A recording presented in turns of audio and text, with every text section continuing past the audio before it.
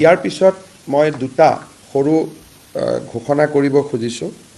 যোৱা আপোনালোকে জানে যে কেইটামান দিনত শিক্ষামন্ত্ৰী ডাঙৰীয়াই বাৰে বাৰে স্পষ্টীকৰণ দিয়াৰ পিছতো একাংশ সংবাদ মাধ্যমেই হওক বা একাংশ শিক্ষকেই হওক শিক্ষা সেতু এপটোৰ ওপৰত বহুতবিলাক প্ৰশ্ন আনি আছে।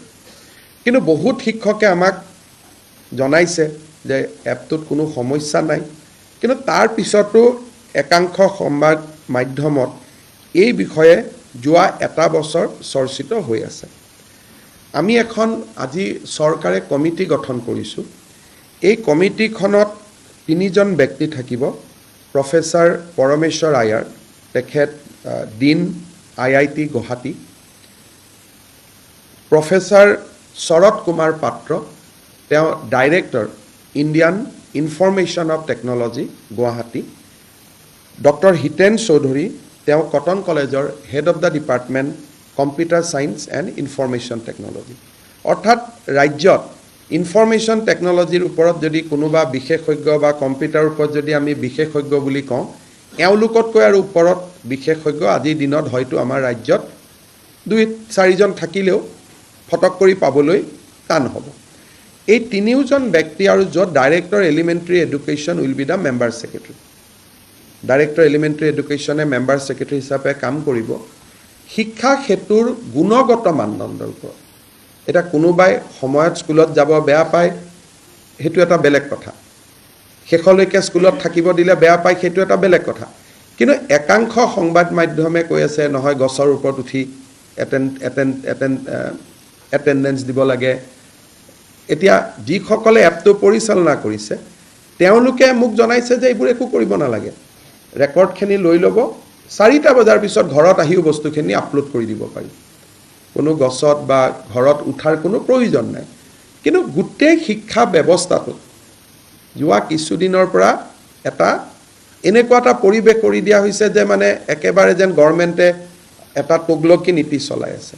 আমি সকলোৱে এটা কথা বুজিব লাগিব যে অসমৰ আটাইতকৈ দৰিদ্ৰ ছাত্ৰ ছাত্ৰীসকল চৰকাৰী স্কুলত পঢ়ে। আটাইতকৈ দুখীয়া ল'ৰা ছোৱালী চৰকাৰী স্কুলত পঢ়ে।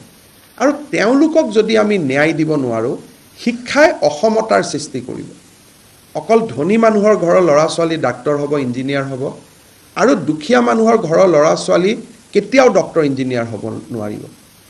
গান্ধীজীয়ে কৈছিল যে শিক্ষাই সমতাৰ সৃষ্টি কৰে।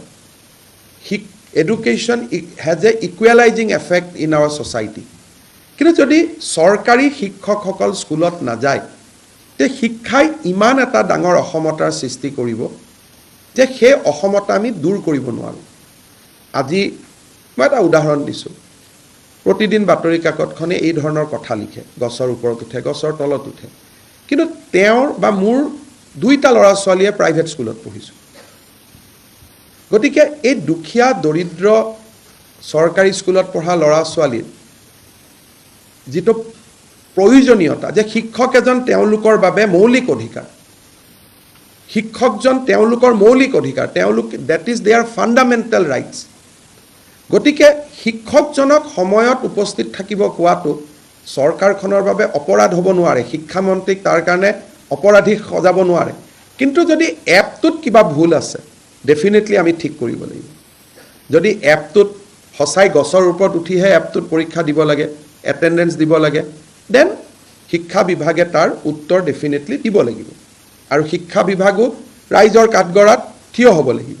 সেইকাৰণে মই অসমৰ শিক্ষক সমাজক অনুৰোধ কৰিম যে যিসকলে এপটোৰ গুণগত মানদণ্ডৰ ওপৰত প্ৰশ্ন কৰিছে তেওঁলোকে ডাইৰেক্টৰ এলিমেণ্টাৰী এডুকেশ্যনৰ ওচৰত তেওঁলোকৰ অভিজ্ঞতাখিনি লিখি দিলে এই 3জন কমিটি, যি 3খন কমিটি আছে, ডক্টৰ পৰমেশ্বৰ আয়াৰ, তেওঁ গুৱাহাটী IITৰ dean, doctor Sarat Kumar Patra, director Indian Institute of Information Technology Guwahati, আৰু doctor Hiten Choudhury, head of the department of Cotton College computer science আৰু ইনফৰমেশ্যন টেকনলজিৰ HOD। এই 3জন ব্যক্তিয়ে স্কুলবিলাকতো যাব, এপটো নিজে চলাই চাব তাত কিবা ভুল আছে নেকি, আৰু শিক্ষকসকলৰ কথাও শুনিব।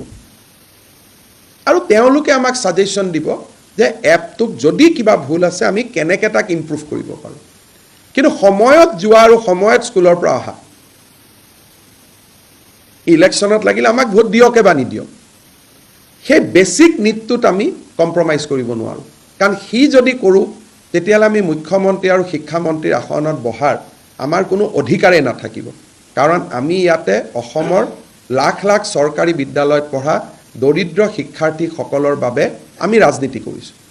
গতিকে আমি যদি বেছিক কথাটোত কম্প্ৰমাইজ কৰোঁ তেতিয়াহ'লে আমি ৰাজনীতি কৰিবই নোৱাৰোঁ। কিন্তু যদি ছেকশ্যন অফ টিচাৰ্ছ তেওঁলোকৰ যদি সঁচাকৈয়ে কিবা অভিযোগত মেৰিট আছে তাক শুনাটো আমাৰ দায়িত্ব, তাক শুনা, তাক নিৰাময় কৰা আমাৰ দায়িত্ব। গতিকে মই ৰাজ্যৰ শিক্ষক সমাজক, আমাৰো ভুল থাকিব পাৰে, মই নকওঁ যে আমি একেবাৰে ভুল কৰিব নোৱাৰা মানুহ, আমাৰো ভুল থাকিব পাৰে, কিন্তু এপটোৰ যদি গুণগত মানদণ্ডৰ ওপৰত কিবা ক'বলগীয়া আছে তেওঁলোকে ক'ব পাৰিব। আৰু এই তিনিওজনীয়া কমিটিক মই ৰাজ্যৰ 3খন চৰৰ বিদ্যালয়ত গৈ, চৰ চাপৰি বিদ্যালয়ত গৈ, 3খন পাহাৰৰ বিদ্যালয়ত গৈ, 3খন পাহাৰ, 3খন চৰ আৰু 3খন আমাৰ একেবাৰে পিছপৰা অঞ্চলৰ স্কুলত গৈ এপখিনি ৰাতিপুৱা সেই সময়টোত নিজে ব্যৱহাৰ কৰি আমাক পৰামৰ্শ দিবলৈ মই আহ্বান জনাইছোঁ। কমিটিখনৰ লগত ময়ো কথা পাতি ল'ম। জুলাই মাহৰ 31 তাৰিখলৈকে যিহেতু গৰম বন্ধ থাকিব, সকলো শিক্ষকক এই কমিটিত মই তেওঁলোকৰ অভিজ্ঞতা কমপ্লেইন দিবৰ বাবে মই অনুৰোধ কৰিম।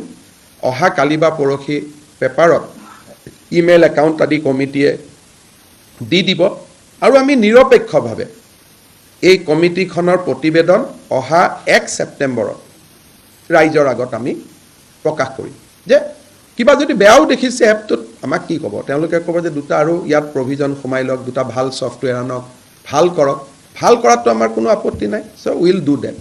মই ভাবোঁ যে এই ব্যৱস্থাৰ পিছত ৰাজ্যৰ শিক্ষা ব্যৱস্থাত যোৱা এটা বছৰ ধৰি যিকোনো কাৰণতে সৃষ্টি হৈ থকা তিক্ততাৰ অৱসান ঘটিব। আৰু শিক্ষামন্ত্ৰী অনুজ পেগু ডাঙৰীয়াৰ লগতো মই কথা পাতিছোঁ, তেওঁ কৈছে যে মোৰ কোনো আপত্তি নাই, মুখ্যমন্ত্ৰীয়ে যদি এনেকুৱা কমিটি এটা গঠন কৰি দিয়ে মই আদৰণি জনাম। আৰু এই কমিটিটো শিক্ষা বিভাগৰ পৰিৱৰ্তে মই নিজে পিক কৰিছোঁ যাতে ই সম্পূৰ্ণ নিৰপেক্ষ হ'ব।